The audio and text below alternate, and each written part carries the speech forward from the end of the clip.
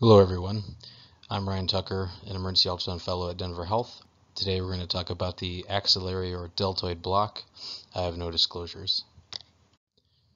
The cutaneous innervation of the terminal branch of the axillary nerve is shown here. The axillary nerve distribution is highlighted here in pink and covers the cutaneous aspect of the shoulder. This block also provides anesthesia over the deltoid muscle. An interscalene brachial plexus nerve block, which we talk about in another lecture, would also cover this distribution, but the axillary block does not carry the same risk of phrenic nerve paralysis. This block is particularly useful for problems involving the skin over the deltoid muscle, like the abscess shown here in this photograph. Abscesses in this area can occur in patients with IV drug use, skin popping, or in those who use anabolic steroids. An axillary block in this patient would allow for effective incision and drainage. The axillary nerve block would also be effective for lacerations over this area. The ideal positioning for the patient to perform the axillary nerve block is prone. To identify the anatomy, the probe is placed parallel to the humerus. You can start at the level of the humeral head and slide the probe inferior. If you keep the shaft of the humerus in the long axis, the neurovascular bundle of the axillary nerve should be seen about 3 to 4 centimeters inferior to the acromion.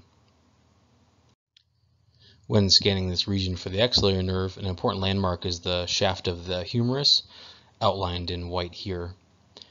It can be tricky to keep the shaft of the humerus in long axis, but this gives you the best chance of identifying the target nerve.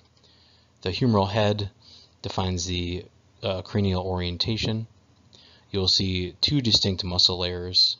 The deltoid muscle body lies superficial, and the teres minor deep to that.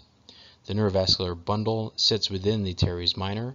The axillary nerve, which is outlined in yellow here, should be cranial to the circumflex artery, which is outlined in red. In this clip, you can see the sonographer identify the humeral head.